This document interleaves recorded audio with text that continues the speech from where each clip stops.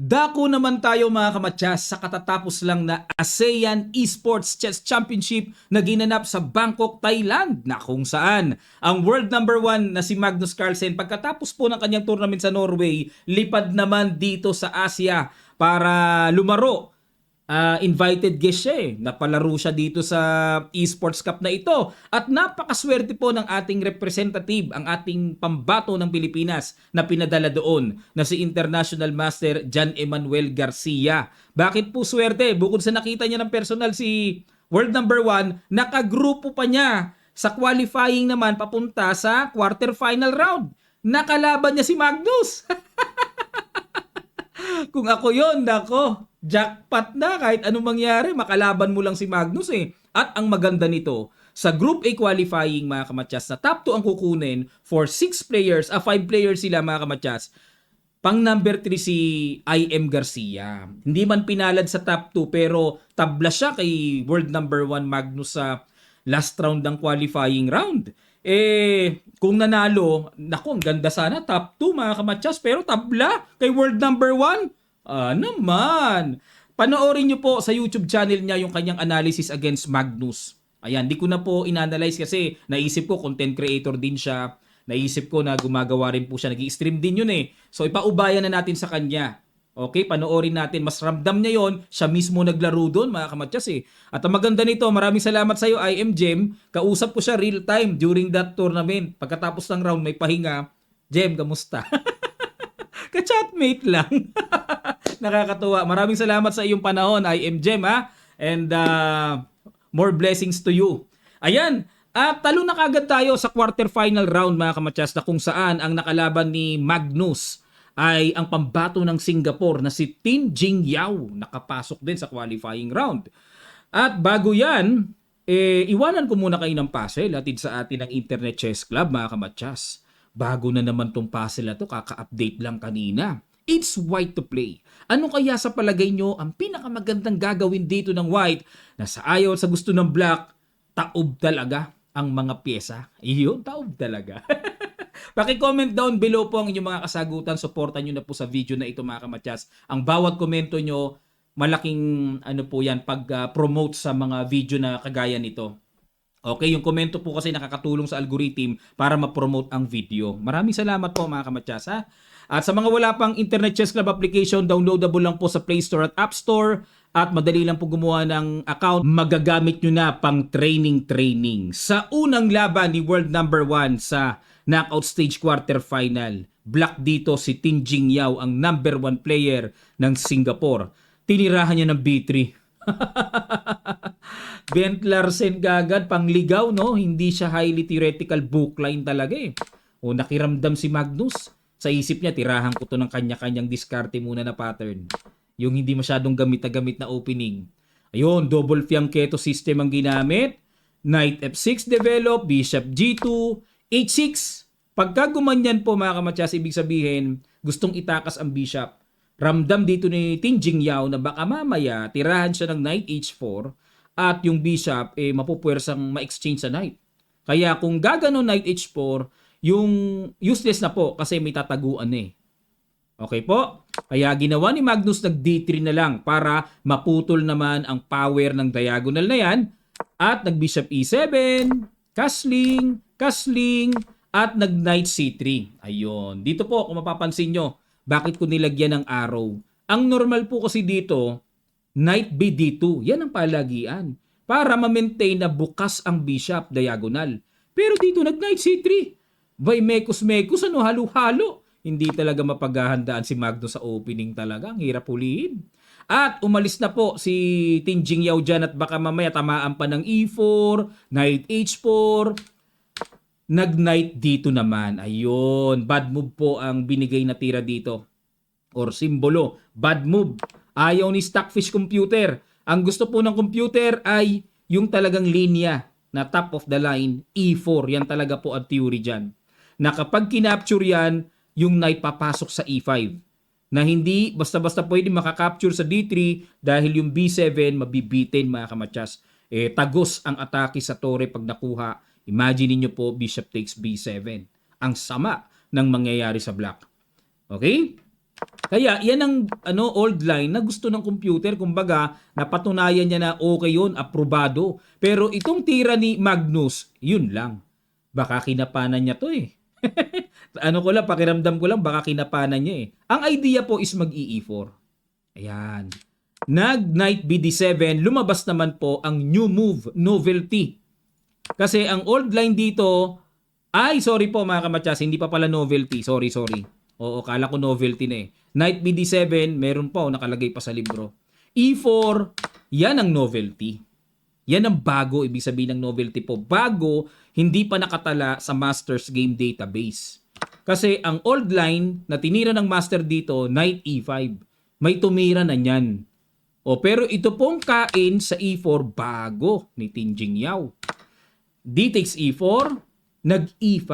Ayun, kasi po, may potential na mag-E5 mamaya dyan para maka-atake dun sa B7. Kaya binarhan na kagad ni Tin ang E5 square. Naging Tin na lang.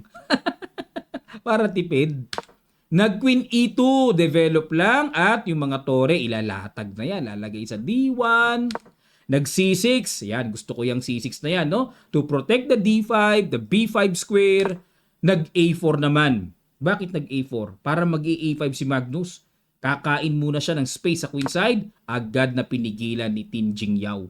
Kasi po, kapag hindi pinigilan yan, may potential talaga mag-A5 yan. Makakapanikip po yan sa galawan ng queenside ng black. Kaya, pinapantayan yan para pantay lang sa space. At nag-Knight C4, improve the knight position, Queen C7, ganun din. Pag angat ng Queen, ire-ready na po ang development ng tore pagka ganyan. Nag-F3. Yan ang mga binibiling tiers. Yan ang mga binibiling tiers, mga kamatsas. Malupites yan. Bakit F3? Solid, para solid lang yung pawn sa E4. At magbi-bishop H3, dyan pagaganahin ng bishop mamaya. Kasi binarhan niya ng dalawang pawn, barado eh. Nag-Rook E8. Pagkaganyan naman ang style, kala nyo, simpleng tira, no? Pero, binabakante po yung F8 square, yung knight lalagay doon, paiikutin sa E6, at para ilalagay yung knight sa D4. Okay po? Yan. So, nag-Bishop H3 dito. Knight B6. Okay, tinapatan po ang knight. Hindi na dumaan doon. Inabangan talaga ni Magnus kasi pag lumundag ang knight dyan, tatagpasin talaga yan. Hindi na paparatingin dyan sa D4 eh. Kaya kinasahan na kaagad eh. Pero knight B6 dumaan, knight E3 naman. Bishop C5, pin, knight D1. Grabe talaga mga tira ni Magnus. Hindi malaman kung saan hinahalo kayo mga ganyang idea, no? Baba, pero ang ganda. Alam niyo bakit maganda? Knight F2, Knight D3. Grabe, ganda, no? Rook AD8, Knight F2. Grabe, no? Ang imagination niya. From Knight C3, na-imagine niya, dapat ang Knight ilagay dito. Na-imagine niya kagad yun, no? Gumastos nga lang ng tempi. Knight D7, Rook D1, control the D file. Knight F8, ayun, hanap-hanap din si Tinjing Yao. No? Saan ba talaga pupunta? Kinain na yung tore. Kinain at nag-knight to D3. Okay. Kaya kinain para malihis yung tore sa pagkakadepensa sa pawn. So may tempo attack, double, na pa-bishop D4 si Tin. At kain, nag-knight C4 para i-threat ang pawn E5. At dito po, kapansin-pansin na ang evaluation bar, bigla-bigla na lang pumapabor sa posisyon ni Magnus. Grabe talaga tong si Magnus. Rook D8. Talaga? Bumagsak yung pawn sa E5 buong buo. Bakit wala bang solusyon? Wala bang solusyon? Halimbawa, talaga grabe pala talaga. Halimbawa mga kamatsas, tingnan nyo po Halimbawa tumira dito para masabing may depensa ang pawn sa E5. Ano sa palagay nyo ang nakikita nyo dito? Tingnan nyo lang mga kamatsas. May simpleng pitik pero pag tira nun, wala na. Taob! Maraming salamat po mga kamatsas Siguro nakita nyo, naramdaman nyo. May ganun pala. May C3. Yung tore saan pupunta? Walang sapat na pupuntahan po para makaligtas. Kundi, i-exchange na lang ang tore sa knight. Lalabas. Quality down, maliwanag. Pambihirski talaga mga kamatyas. Ang galing ano? Ang galing. Kaya pala itong pawn e5 hindi madepensahan na tumakbo na lang si Tin Jingya, walang magawa. Nakuha ng buong buo ang isang pawn na yan. Nag h5. Bakit? Yun ang hindi ko mag-gets. Mag-h4 ba? Queen e3. Saan pupunta naman yan? Pupunta sa c5, pupunta sa g5. Para wala lang queen b6. Oo, nakikita ko may mga sundot kasi ng check doon mamaya. Nag-h4. Gusto talaga ni Tin na pahinain ang king side ni Magnus. Kinain lang eh. Kinain lang. Alam nyo kung bakit? Pag kinain, di double po, no? Masasabing weak din ito. Pero ang balak dito ni Magnus, magki-king h1 and rook g1. At yan ang maging bukas na malakas na panibagong attacking way ni Magnus dito kay Tin Jingyao. Grabe, no? Knight G6. Kinain lang po. Takes and the rook E1. Ayan. Kasi dito, barado na po kasi ng bishop. So, yung King H1, Rook G1 plan ay medyo hindi na efektibo. Kasi yung bishop nandyan eh. Hindi naman kayang paalisin ng bishop na yan. May knight, may bishop, may bishop, di ba? Kaya, very flexible. So, Rook E1 na lang, concentrate na lang sa sentro. Nag-Rook E8, inabangan ni Tin. Bakit dyan pumunta ang tore ni Magnus? Nag-Queen F2, umatras lang muna, iwas lang din para iwas ang mga potential na pwedeng malundagan ng knight sa D5, mga attacking ganyan, hindi makakakain kasi nga nakapin. So, umiwas kagad si Magnus. At nag-B6, okay, extra support sa A5, and then control na rin po sa C5 square. Nag-King G2, nako, islug-islugan time. Ito na po yung mga binibiling tahimik na tira. Pero dapat hindi ka bibigay. Nag-C5, okay? At nag-Queen G3. Hinamo na po ng Queen to Queen. Walang karapatang makipagsabayan dito si Tin. Bakit po? Nako, pagka kinain po yan, hindi sa double pawn yan, marirepair yung isang pawn, one pawn down buong buo, para na rin pong suicidal ang ginawa ng black pagka kinain yung queen. Sobrang klarong-klaro po yan na. Tapos, same colored bishop pa. Buti sana kung opposite colored pa eh. May pagkatabla-tabla pa yun eh. Pero pagka ganyan, wala. Talagang obligadong magtatakbo, umiwas sa queen to queen si Tin Jingyao. Nag-knight to f4 naman dito. Ay, inatake na yung bishop. Ang lakas ng atake. Check. Rook e2 harang lang. Queen d1. Ayan, para ma-freeze yung knight. Hindi basta-basta makakapture sa bishop dahil yung tore ay mabibitin. Diyan ka pa sa ilalim ha. Parang yun ang sa isip ni Magnus. Queen to queen. Takbo. Hindi pwede talaga. Bawal. Pero dahil umiwas nga po sa queen to queen, nakatempo na naman si Magnus. Another conversion of advantage na naman ang nakuha niya. Bakit po? Pumangit ang pawn structure. Nag E5. Ayan na. Tumulak na. Knight D5. Rook E4. Ito, itong ganitong decision mga kamatyas, ito yung mga kulang sa akin eh. Kasi unang-una matatakot akong tumira nito eh. Alam nyo kung bakit? Pagka E5 kasi, tipong parang yung pawn sa H4 weak.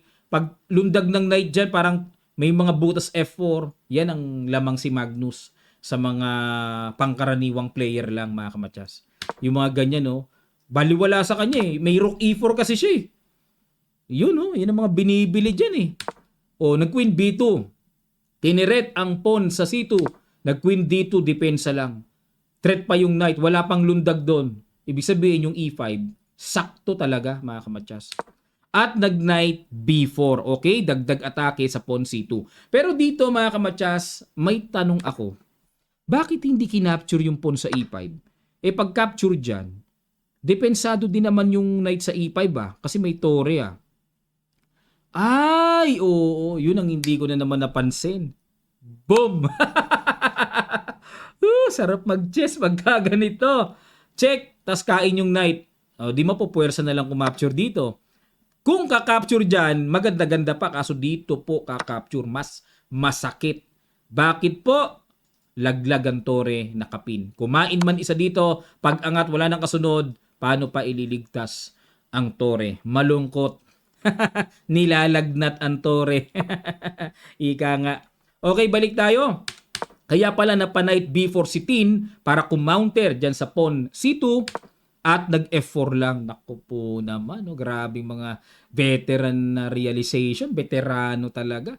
To support the most or the more important, no? Mas importante kasi yung pawn sa E5 kumpara sa pawn C2, mamimili ka kasi dyan eh. Ano mas importante?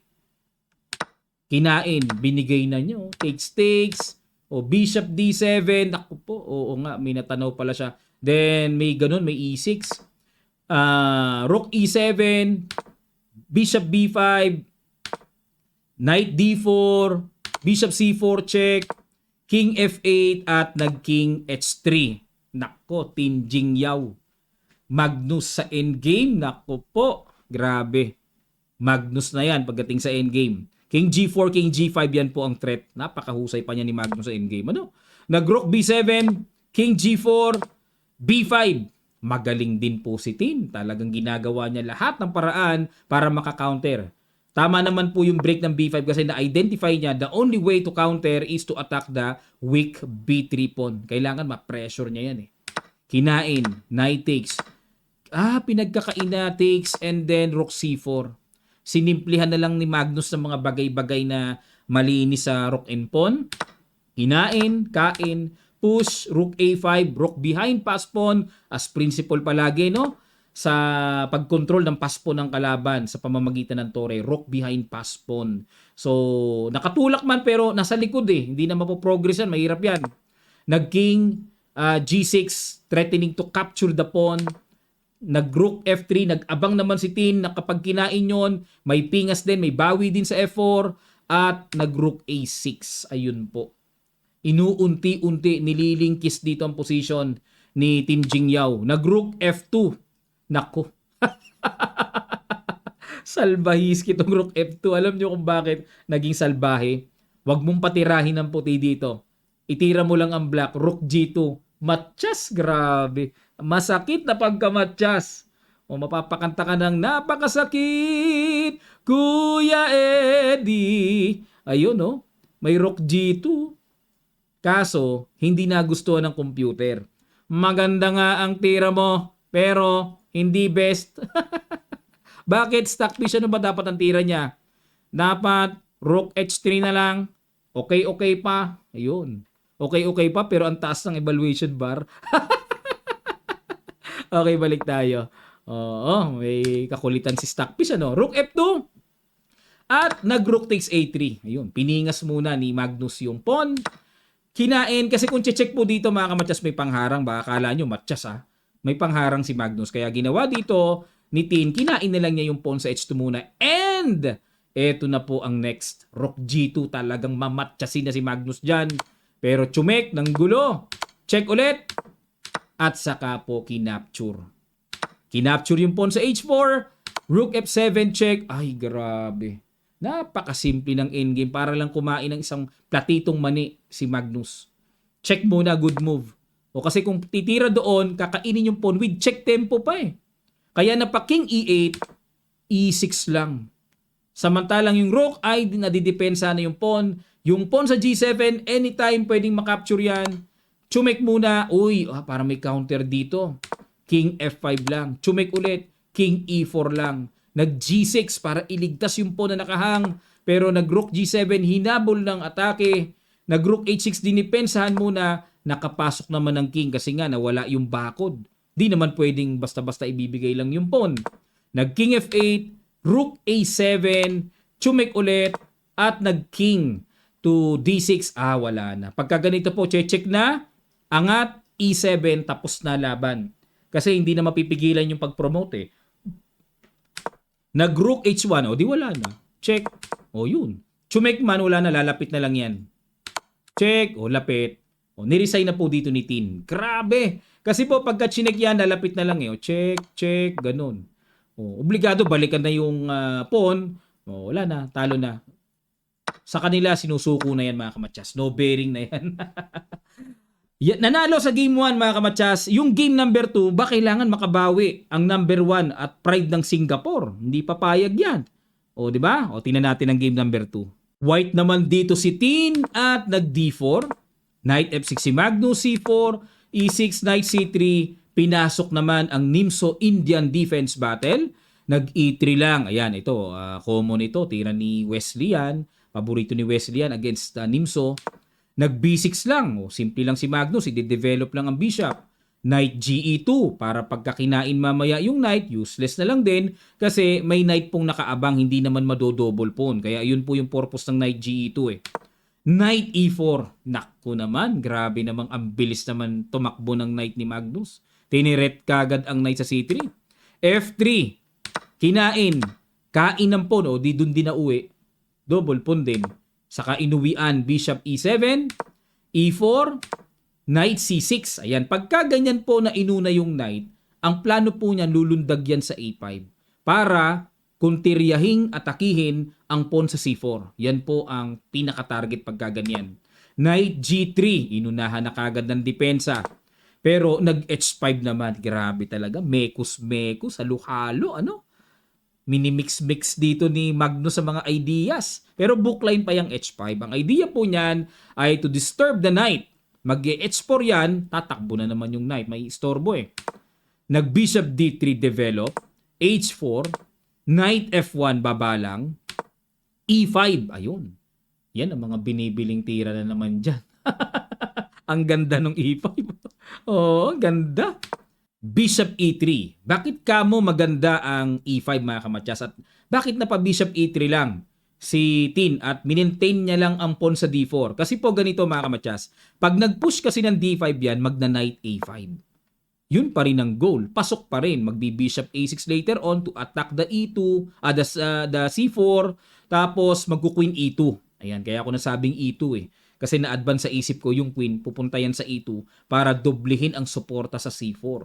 Pero yung C5 ay napakagandang square naman yan para sa pwedeng paikutin yung knight, pwedeng lagyan ng bishop, daming pwedeng ilagay sa C5 pagka ganyang committed na yung D5 ng white. Gumaganda ang C5 square ng black. O pero balik tayo, minentain lang ni Tin yung pawn sa D4. Pero nag-bishop G5. Diyan naman lumabas ang bangis ng novelty, new move ng world number 1. Bakit po? O kasi ang old line na nakatala pa ay kumapture sa D4. Yun, hindi na nakatiis, kumain na yung black. Ayon po sa huling record na nakatala dito sa Masters Database ng chess.com. Pero nag-Bishop G5 si Magnus. Bishop F2 umiwas. Nag-Queen F6. Ano idea ng Queen F6? Grabe. Dagdag pressure lang sa D4. At ini-invite talaga ni Magnus na sige mag-react ka na. Capturein mo na yan o mag-D5 ka. Pag kinapture lalong pangit. Imagine knight takes E5. Naku. Pangit ang magiging pawn structure, sabog-sabog, butas-butas. Pag naman nag-D5 o di... Actually, pwede nga paikutin sa E7. Parang may nakikita pa akong ilagay yung knight dun sa kabila eh. 'Di ba? O yan. Nag-D5 nga. Dito pa rin talaga pumunta. Kala ko dito iikot eh. Parang napopurmahan ako dun eh. Kasi ang tama nasa king. No, dito kasi ang tama nito queen side eh. Okay, sige. Nag-C5 po si Tin. Ayun, talagang sinabay na niya. Total, meron din naman siyang bishop. Why not to exchange kagad ang double pawn, no? Knight B7, binabaan ng knight. Okay, para talagang mapakumit yung pawn na yan na kumain. Kinain nga. And then A takes B6, which is very good for black dahil lumakas po ang tore ni Magnus sa A file. Grabe talaga si Magnus talaga, no? Kasi ito rapid and blitz eh. Nga pala, no? Ang world rapid champion, ang world blitz champion, si Magnus. Yung classical lang naman ang wala sa kanya eh. Nasa kamay pa ni Gukesh eh. Pero yung rapid and blitz nga pala, ang world champion dyan, si Magnus. Kaya iba tira, no? Napansin nyo, iba level ng tira ni Magnus, no? Pag rapid. Bishop B5 check, nag-King F8. Ayan, hindi kasi wala nang kaslingan. Pero, ang nakikita ko naman po, kahit walang kasling dito si Magnus, isang G6 lang, followed with King G7, parang makakapag-artificial kasling na. So, parang okay lang din. Nag-Bishop C6. Ayan, sinalpakan dito ni Ting. Ayan, nabubulol na ako sa... Sinalpakan ni nagalo na yung Ting Jing kaya Ching. Parang humaching eh, no? Sinalpakan ni Tin ng bishop dyan para yung knight ay bahagyang mabaldado muna At pigilan muna ang napakagandang square sa C5. Jump yan, tatalon yan dyan. So, pamigil. Pero, hindi po nagustuhan ng computer ang tira na yan. Bakit? Castling ang gusto ng computer. Masyado kang nagpapadala sa init. Mag-castling ka na kasi. Nagpapadala raw sa init, sumasabay si Tin, no? Kung sa bagay, mas twin siya dito. Pag tabla po, tapos na. Pag nanalo si Tin, mayroon pang third game. Yun ang kondisyon. Nag-rook A3, inatake po ang pawn sa C3. Nag-queen C1, ayun, okay, inatake ang counter attack at the same time to protect the C3 pawn, pero hindi po nagustuhan ng computer ang tira na yan. Dapat daw ang tira ay, kainin na ito. Talaga? Tapos, H3. Naku po naman. Paano naman maiisip yan? Parang wala lang. Unang-una, bitin yung pawn sa C3.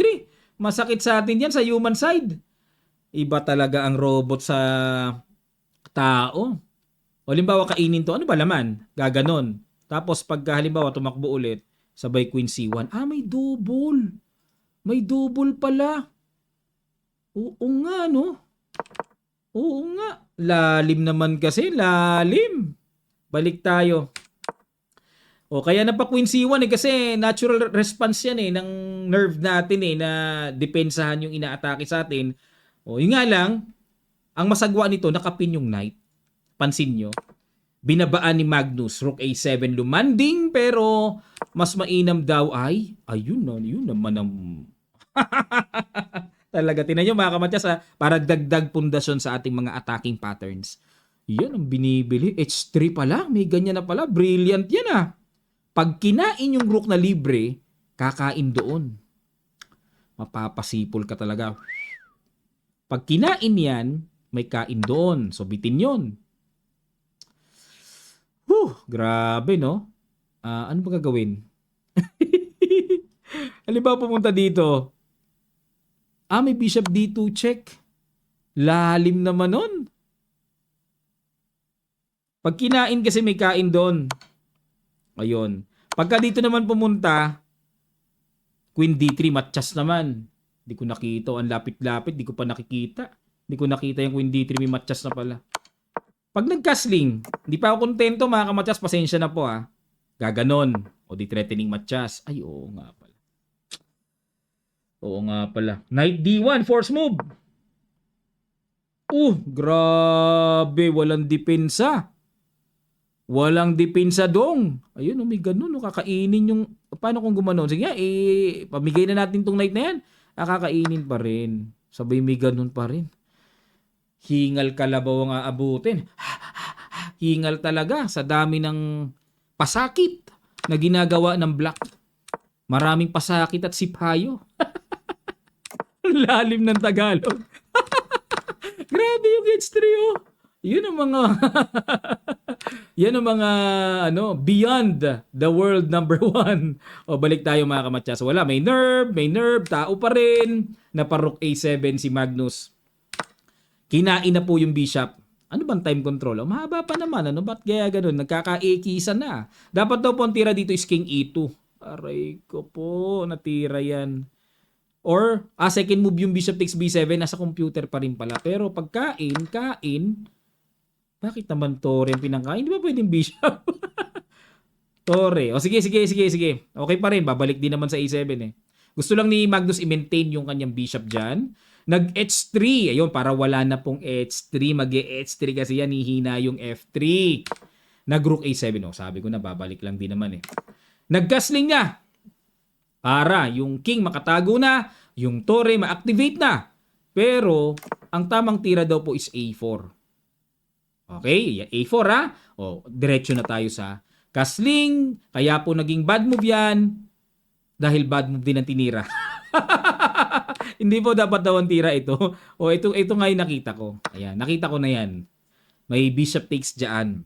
Ngayon, pagka kinain dyan, may queen takes F3. Yan, medyo malayo-layo, malalim-lalim.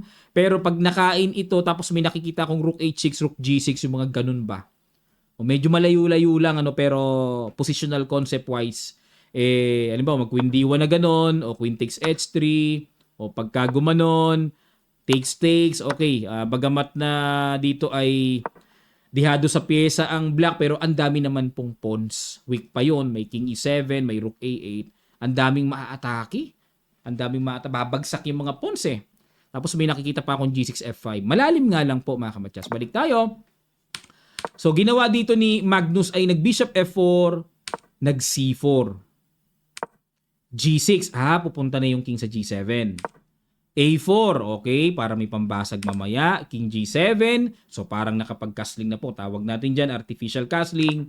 Nag-Queen C3, Queen G5. Oh, ayun. Kitang-kita na yan. Umiwas si Tin. Bishop D7 muna, threat muna yung pawn sa A4. Tumulak ng A5. Kinain lang po. Takes. Kala ko kakainin eh. Nag-C5 pala muna ba? May pinang in-between na atake. Nag-Rook B8. Yun lang ang mabigat kay Magnus. Walang good movean kasi, Magnus. Ano mananalo sa'yo? Lagi na lang may mga sipa na pang good move. Accurate, oh. Knight C4. Wala na. Nagbababad move pa dito si Tin. May tanong ako mga kamatyas, pag kinain ba to? Kain. Paano kung sumuot dito yung mga tipong panggulong atake na ganyan? May ganun. Na kapag kinain ito, may kain dito, aray ko. Hindi pwedeng kumain, may matchas. Magkukunik ang queen together with the rook. Sa second rank, mamamatcha sa G2. Okay, ayun. At least naliwanagan ako doon. Naliwanagan din tayo. Balik tayo, Knight C4. Pero ano tamang tira? C6 lang daw po. Accurate play is C6 according to computer engine. So, Knight C4. Bishop B5, pin muna. Rook B1. At dito po, sige po, may tinirang brilliant move si Magnus. Pakiguess nyo po sa ilang sandali lang. Tutuloy kagad natin. Start.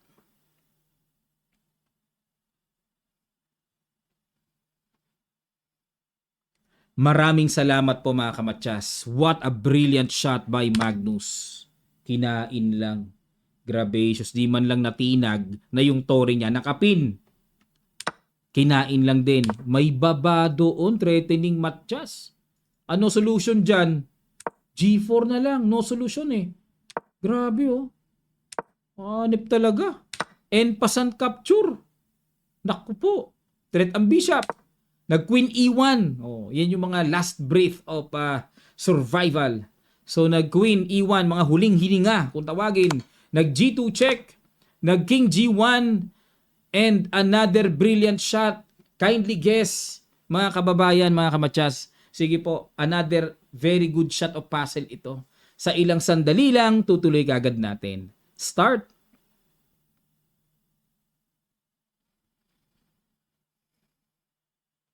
Maraming salamat po mga kamatyas. What a brilliant shot by Magnus. Bishop H2. Wow! Sacrifice. Kain. Boom! Wow! Kain. Boom! Matyas. Whew!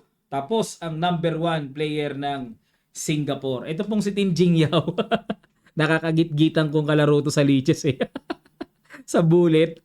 Git-gitan kami niya. Bugbugan kami niya. Dati pa lang.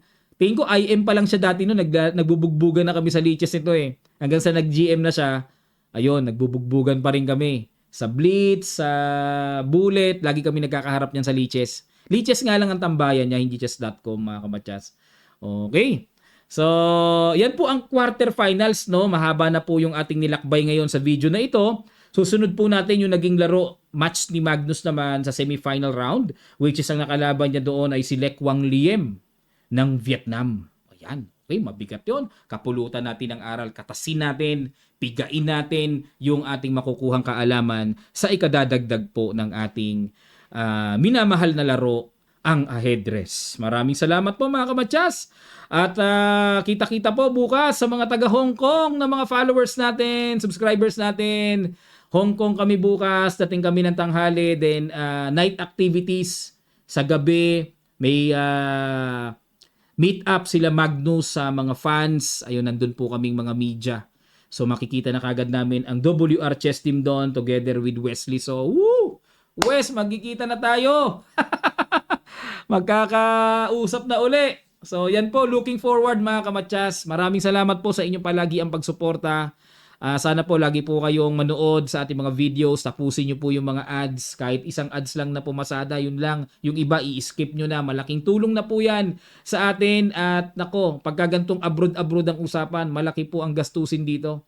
Maraming salamat at magkita-kita pa tayo sa mga susunod pa nating chess updates. God willing.